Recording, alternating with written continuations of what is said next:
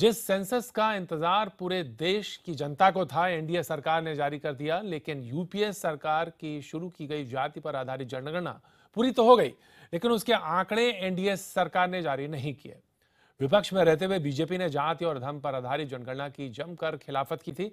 अब सरकार में आ गए तो जनगणना में गांवों का हाल तो बयां किया, लेकिन जाति का मामला रफा दफा कर दिया।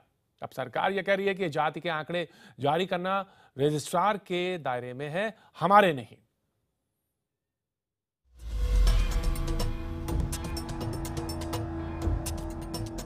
अस्सी साल में देश में पहली बार कराई गई सामाजिक, आर्थिक और जाति आधारित जनगणना 2011 की रिपोर्ट आज सरकार ने सार्वजनिक कर दी। हालांकि जाति आधारित आंकड़े जारी नहीं किए गए।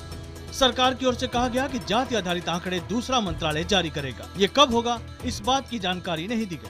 आखिर विपक्ष में रहते हुए बीजेपी ने इसका जमकर विरोध जो किया था और इसे संविधान के खिलाफ भी बताया था। ऐसे में आंकड़े तो आ गए, लेकिन जारी न कर मोदी सरकार अपने पुराने रुख पर कायम है। It's also a document which will contain various details with regard to the specifics of regions, communities, castes, groups, economic groups, and give us an opportunity to measure the progress which households in India have. हालांकि ग्रामीण विकास मंत्री चौधरी बीरेन्द्र सिंह टालमटोल ही करते रहे ये बताने में कि जाति आधारित सेंसस के आंकड़े सरकार ने क्यों जारी नहीं किए। कहा जाता था कि जातिगत आधार पर भी सर्वे आ सकते हैं, तो वो नहीं आए। क्या सरकार उन्हें छिपा रही है? ये मैंने बता दिया ना आपको जी कि वो डायरेक्टर जनरल सेंसस का काम है, वो हमारा काम नहीं है, हमारी मिनिस्ट्री से। गांव की पूरी तस्वीर बयान करने वाला है ये सेंसस। सरकार ने अपने मानक तैयार कर उस आधार पर ऐसे आंकड़े जुटाए हैं जिनसे गरीब और जरूरतमंदों तक सरकारी योजनाओं का लाभ पहुंचाने में मदद मिल सके। सरकार ने पूरे देश के गाँव और शहरों को मिलाकर कुल 24 करोड़ 39 लाख घरों में बांटा है। इसमें ग्रामीण घरों की संख्या कुल 17 करोड़ 91 लाख है। अब सरकार ने इन गांवों के घरों को अमीरों और गरीबों में बांटने के अपने मानक तय किए। इन मानकों में कार, नाव, खेती के लिए 4 पहिए वाली मशीन, घर में एक सरकारी कर्मचारी, घर के किसी एक सदस्य की आमदनी 10,000 रुपए से ज्यादा, आयकर रिटर्न भरता हो, प्रोफेशनल टैक्स देता हो, घर में पक्की दीवारों वाले 3 कमरे हो, घर में फ्रिज, लैंडलाइन फोन, 2.5 एकड़ खेती की जमीन, सिंचाई मशीन के साथ 5 एकड़ सिंचाई युक्त जमीन, 7.5 एकड़ जमीन, वो भी कम से कम एक कृषि मशीन के साथ। सरकार ने पाया कि 7 करोड़ 5 लाख घरों में इन मानकों में एक भी मौजूद नहीं है। यानी कुल 7 करोड़ 5 लाख गरीब परिवार हैं, जो कुल घरों के 14% हैं। इन घरों का 0.92% यानी 16 लाख 5 हजार घरों में बिना छत वाले घर, बेघर, हाथ से मैल ढोने वाले, आदिवासी, कानूनी तौर पर मुक्त हुए बंधुआ मजदूर भी हैं। जरूरतमंदों की जो ये सूची है, इसके बहुत ही साइंटिफिक आधार पर तैयार की गई है और इसका पूरा लाभ मिल सकता है, क्योंकि जिन लोगों को शामिल किया गया है और जो शामिल नहीं हुए हैं, उनमें जो आर्थिक मापदंड हैं उसको सामने रख के किया। ताजा जनगणना ये भी साफ कर रही है कि करीब 2 करोड़ ग्रामीण घरों से किसी कमी की कोई रिपोर्ट नहीं है। हालांकि कम से कम 2.5 करोड़ घरों में सरकारी, सार्वजनिक क्षेत्र के उपक्रम या फिर प्राइवेट नौकरियों में कार्यरत लोग हैं, जो कुल ग्रामीण आबादी का 14.01% हिस्सा है। ताजा आंकड़े बताते हैं कि गरीबी के तय मानकों के आधार पर भी जरूरतमंदों और गैर जरूरतमंदों के बीच बंटवारा किया गया है। कच्ची दीवार और सिर्फ 1 कमरे वाले घर 2 करोड़ 37 लाख यानी 13.25%। ऐसे घर जिनमें कोई वयस्क नहीं, उनकी संख्या है 65 लाख 15 हजार। ऐसे परिवार जहां महिला मुखिया हो और कोई पुरुष सदस्य नहीं, उनकी संख्या है 68 लाख 96 हजार। SC/ST घरों की संख्या 3 करोड़ 36 लाख यानी 21.53% घर। ऐसे घर जिनकी कोई जमीन न हो और मजदूरी कर रहे हों, उनकी संख्या 5 करोड़ 37 लाख है, जो कुल ग्रामीण घरों का 29.97% हिस्सा है। सरकारी सर्वे ने तो तमाम घरों के आमदनी के जरिए तक के आंकड़े जुटाए हैं। सर्वे की माने तो कुल 17 करोड़ 91 लाख ग्रामीण घरों में कृषि पर 5 करोड़ 39 लाख यानी 30.1% हिस्सा। मजदूरों की कुल संख्या 9 करोड़ 16 लाख यानी 51.14%। भीख पर रहने वाले कुल 6,68,000 यानी 0.37%। घरों में काम करने वाले 44,84,000 यानी 2.5%, कृषि से अलग अपना काम करने वाले लोग 28,87,000। आंकड़े खासे उपयोगी हैं और सरकार के लिए राहत की बात यही है कि इन तमाम आंकड़ों से सरकारी कार्यक्रमों का लाभ सही लोगों तक पहुंच पाएगा। विक्रांत यादव के साथ अमिताभ सिन्हा, दिल्ली, IBN 7। सवाल ये खड़ा होता कि आखिर 80 साल बाद जाति जनगणना की जरूरत क्यों पड़ी? क्या जाति जनगणना करने का आधार ही राजनीति है? आखिर जाति जनगणना से क्या मकसद साबित होगा? क्या इस जनगणना से समाज में बंटवारा नहीं होगा? क्या इस जनगणना से सबको मिलेगा बराबरी का हक? ये कुछ सवाल हैं जो लाजमी हैं, जो बनते हैं, जो उठते हैं। लिहाजा हमारे साथ कुछ लोग मौजूद हैं जो कि आज के इस बहस को हम आगे बढ़ाएंगे। हमारे साथ दलित विचारक चंद्रभान प्रसाद जी मौजूद हैं। साथ ही हमारे साथ जुड़े हैं दिल्ली से बीजेपी नेता एजाज इल्मी साहब और भोपाल से कांग्रेस नेता मुकेश नायक साहब। आप सभी लोगों का बहुत बहुत स्वागत है। लेकिन सबसे पहले मैं चंद्रभान जी आपसे पूछना चाहूंगा कि आखिर जब जाति का आधार दिया ही नहीं, उसका आंकड़ा दिया ही नहीं, तो फिर सवाल ये उठता है कि किया क्यों था? आपका इस पर सबसे पहले हम कमेंट चाहते हैं।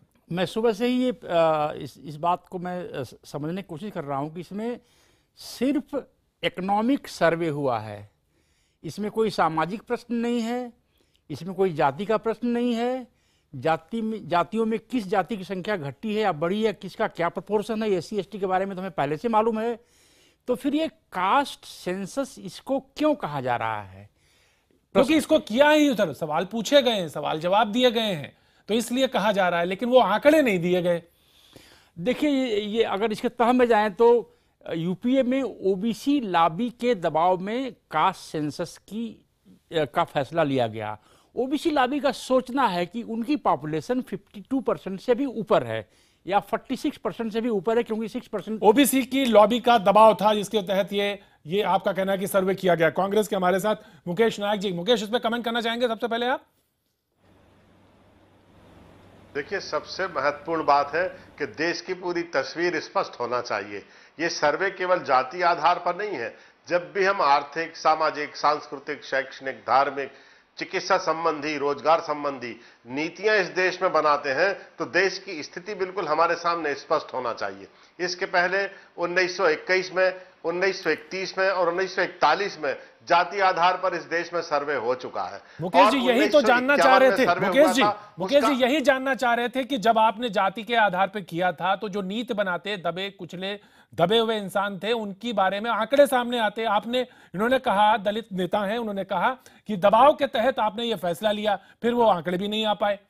यही वो जानना चाह रहे थे। आपने दबाव के तहत ये फैसला लिया था, वो ये कह रहे हैं।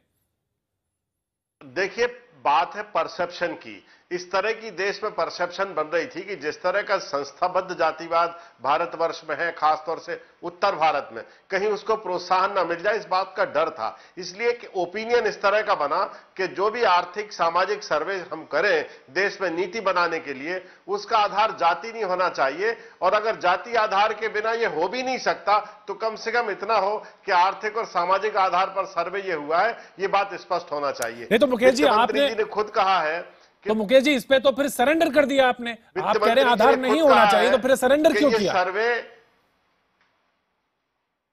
जी नहीं तो फिर सरेंडर क्यों किया, ये सवाल यही उठ रहा है। नहीं पाया। नहीं, मैं कह रहा हूं कि आपने कहा कि जाति आधारित नहीं होना चाहिए, आर्थिक आधार होना चाहिए, तो फिर सरेंडर क्यों किया, जाति आधारित क्यों किया? इसी का तो विरोध किया था बीजेपी ने उस वक्त में।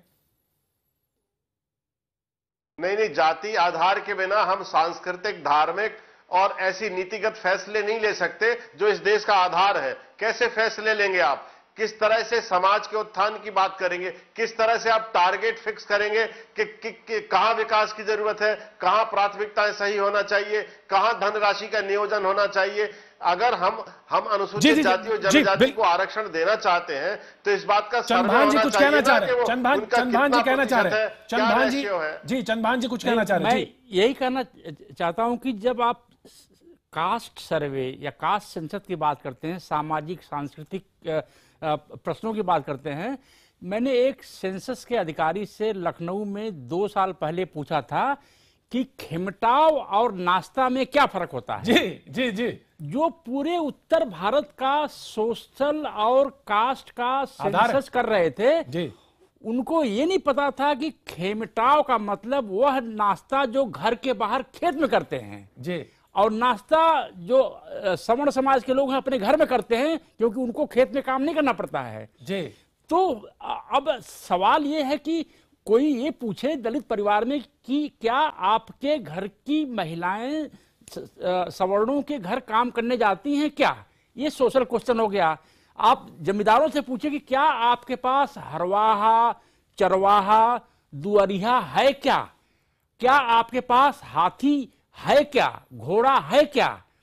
तब आपको एक तस्वीर मिलेगी। आप ओबीसी से पूछिए कि आपका बेटा जो दिल्ली यूनिवर्सिटी में प्रोफेसर था, रिटायर होकर गांव क्यों आया? दलित प्रोफेसर तो शहर में बस गया और कंप्यूटर। यानी आपका कहना था कि कहीं ना कहीं दबाव था, राजनीतिक दबाव था, ये पॉलिटिकल दबाव था जिसके तहत ये जनगणना का फैसला किया गया और कहीं ना कहीं अंदरूनी दबाव था। लेकिन मैं बीजेपी से एक शॉर्ट कमेंट लेना चाहूंगा। एजाज साहब कुछ बोलना चाहेंगे उसके, क्यों आंकड़े नहीं दिए? मुझे खुशी इस बात की है कि सामाजिक आर्थिक आंकड़े जो आए हैं इनसे साफ संकेत है, क्योंकि ये बिल्कुल एक साइंटिफिक सर्वे हुआ है जिससे कम से कम पहली बार तफसील से पता चला है कि कहाँ लक्षित सब्सिडी करनी चाहिए, कैसे गरीबी रेखा से के नीचे जो लोग हैं जिनको वाकई में ज़रूरत है उनको किस तरह के सरकारी जो स्कीम है, नीति नियोजकों को पूरी मदद मिलेगी इस सर्वे से, जिस तरह से गरीबी निर्मूलन के लिए वो काम करना चाहते हैं और सरकार का जो लक्ष्य है दायित्व पूरा कर सकेंगे। लॉन्च किया गया बीजेपी गवर्नमेंट के समय, ये जो है इसको जारी किया जा रहा है। मैं एक ही सवाल जानना चाहता हूं कि इसमें कौन सा सवाल है जिसको हम सामाजिक सवाल समझें? बताइए, जवाब देना चाहेंगे एजाज साहब? कौन सा सवाल है जिसको आप सामाजिक सवाल ये माने?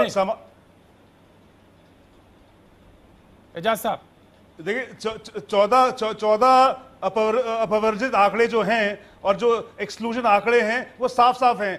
डीजी सेंसस ने साफ पूरे पैरामीटर्स इस सामाजिक आर्थिक जनगणना के सबको मालूम है क्या क्या सवाल पूछे गए हैं। अब किसके पास हाथी है, घोड़ा है या नहीं है, ये सवाल नहीं पूछा गया है, लेकिन तमाम सवाल जो पूछे गए हैं उसकी चर्चा आप करना नहीं चाह रहे। अगर आपको लगता है कि वो साइंटिफिक नहीं था, सामाजिक सवाल है, कुछ चीजें छूट गई हैं, तो वो आप कह सकते हैं।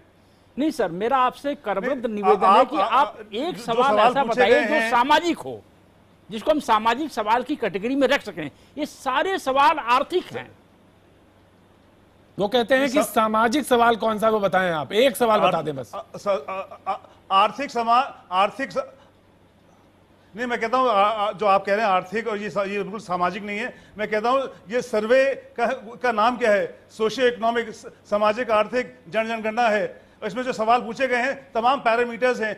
यस, सरकार ने आपसे साफ कहा है कि जाति भी मानी गई थी इसमें, उसका विश्लेषण अगर करना है तो डीजी सेंसस रजिस्ट्रार उसका फैसला करेगा या मिनिस्ट्री ऑफ होम अफेयर्स उस पर चर्चा हो सकती है। लेकिन फिलहाल जो लक्षित सब्सिडी किसको देनी चाहिए, कौन कितना गरीब है, वहां तक वो कहते हैं कि जी अच्छा, गरीबी उन्मूलन के लिए ये बहुत जरूरी है। अच्छा, इसमें भी आर्थिक सवाल को देख लीजिए, इसमें काम कर सकते। आर्थिक सवाल, आर्थिक स्थिति जानने के लिए सवाल ये पूछा गया कि क्या आपके पास 2 व्हीलर है, 3 व्हीलर है, 4 व्हीलर है और फिशिंग बोट है। फिशिंग बोट में और 2 व्हीलर में क्या कंपैरिजन हो सकता है कि किस व्यक्ति की आर्थिक स्थिति क्या है? 2 व्हीलर असेट जनरेट नहीं करता है जी, सवाल फिशिंग बोट असेट जनरेट करता है। 4 व्हीलर असेट जनरेट कर सकता है, नहीं भी कर सकता। अगर टैक्सी है तो असेट जनरेट कर रहा है।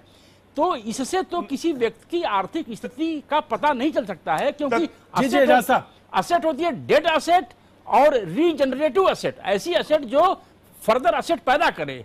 तो ये तो सवाल है ही नहीं इस क्वेश्चनएयर में, प्रश्नावली में।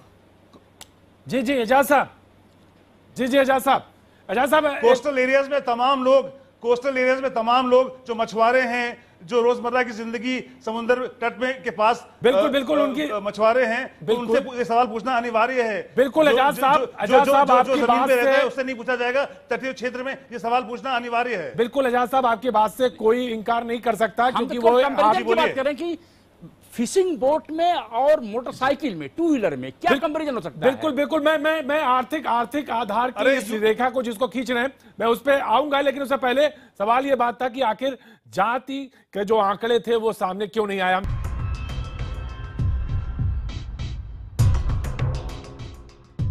क्या जाति जनगणना करने का आधार ही राजनीति है, और इस पर हम चर्चा कर रहे हैं। हमारे साथ मुकेश नायक कांग्रेस से, चंद्रभान प्रसाद जी दलित चिंतक और एजाज इल्मी साहब मौजूद हैं। अब मैं कांग्रेस से सवाल ये पूछना चाहूंगा, सवाल इसका है मुकेश जी कि आखिर आपने जनगणना करी, आधार बनाया, लेकिन क्यों नहीं बीजेपी ने इसको जाहिर किया? क्या कारण हो सकता है इनका? हालांकि ये विरोध कर रहे थे पहले।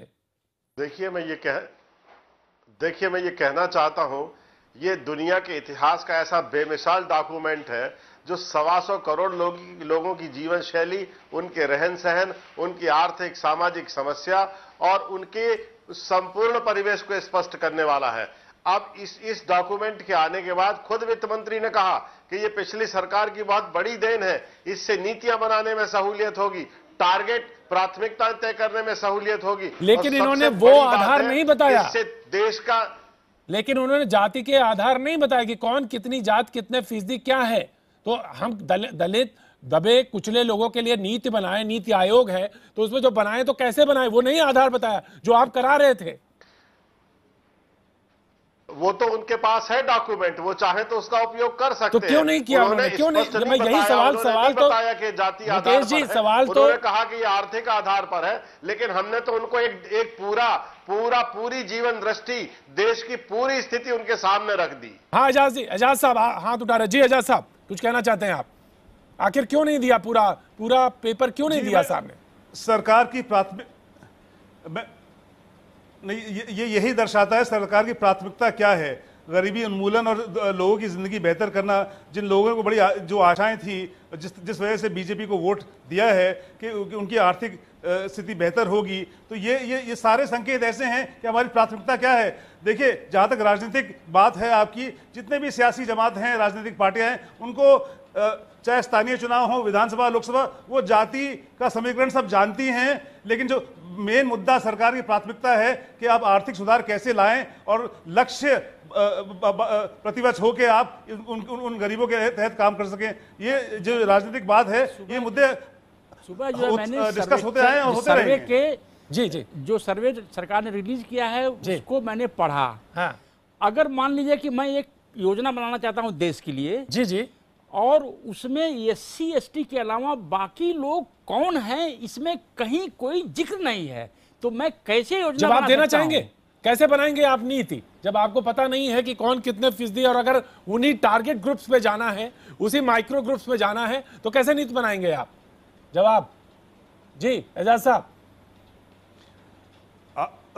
आप ऐसे नीति नियोजक को लाभ इसलिए मिलेगा कि आप जानते हैं कि कौन फूस के मकान में रहता है, कौन एक कमरे के, कौन कच्चे, कौन पक्के, उसकी आय क्या है, उसके पास कितनी संपत्ति है, उसकी आमदनी का मुख्य स्रोत क्या है। तो ये सवाल एजाज साहब, यही तो चंद्रभान जी, कौन सी योजना का लाभ तो किसको मिलना चाहिए, ये साफ लक्षित है। एक इकोनॉमिक सेंसस है, इसको किस आधार पर हम कह सकते हैं कि यह कास्ट सेंसस है? मेरा एक छोटा सा सवाल है, इतनी बड़ी कांग्रेस पार्टी, ये कास्ट सेंसस नहीं है, ये सोशियो इकोनॉमिक सेंसस है, इस देश में योगदान दिया है, एक आंकड़ा है तमाम आंकड़ों में एक आदमी भी ऐसा नहीं है जो ये कह सके कि सॉरी ये दबाव में ये लॉन्च किया गया था, इसीलिए। मुकेश जी जवाब देना चाहेंगे? एकदम आखिर में उन्होंने सवाल किया, आप में से एक कोई जवाब देना चाहेगा? इसीलिए इसका क्वेश्चनर सोशल और कास्ट वाला नहीं बन पाया। और क्या बीजेपी में एक भी ऐसे आदमी नहीं है जो कह सके सॉरी यूपी गवर्नमेंट का भार था, हम इसको ढो रहे हैं? अरे ईमानदारी से बोल दीजिए कि हम लोगों से गलती हुई है, क्योंकि इसमें कास्ट का और सोशल का कोई एक भी क्वेश्चन ही नहीं है। जी, आप दोनों में से कोई जवाब देना चाहेगा? मुकेश जी नहीं, ये डॉक्यूमेंट तो गवर्नमेंट के पास है, ये पूरी जानकारी सरकार के पास है, वो डिक्लेयर करना चाहे ना करना चाहे। पिछली सरकार ने तो पूरे देश एजाज साहब इस सरकार लास्ट कमेंट आपका। एजाज साहब उनकी आवास से संबंधित नीति, खेत खलिहान से एजाज साहब, संबंधित उनकी स्थिति, उनकी गरीबी, लास्ट उनके कमेंट साहब, मकान, एजाज साहब। जी उनकी मुकेश जी, दुकान, मुकेश जी आपकी बात सुन ली हमने। डॉक्यूमेंट में है, उनकी बिल्कुल बिल्कुल आपकी बात सही है, आपकी बात सही है। एजाज साहब लास्ट कमेंट। आपकी आवाज साफ नहीं आ रही मुझे। मैं कह रहा लास्ट कमेंट देना चाहेंगे आप कि आपकी तरफ से ये बात क्यों नहीं आई? मेरा यह कहना है कि जी हाँ, इस जनगणना से संकेत बहुत अच्छे हैं। सरकार को पूरा लाभ चलिए मिलेगा साहब, ठीक और है। हर सरकार को मिलेगा, हर नीति नियोजक को मिलेगा कि लक्षित सब्सिडी कहां जानी चाहिए गरीबी उन्मूलन के लिए और आर्थिक सुधार के लिए। जी ये बहुत बिल्कुल जरूरी है। जी, साफ गोई के साथ शायद बात नहीं कहना चाहते हैं। बहरहाल आप सभी लोगों का बहुत बहुत शुक्रिया। लेकिन IBN 7 में खबरों का दौर जारी है, आप बने रहिए, देखते रहिए IBN 7।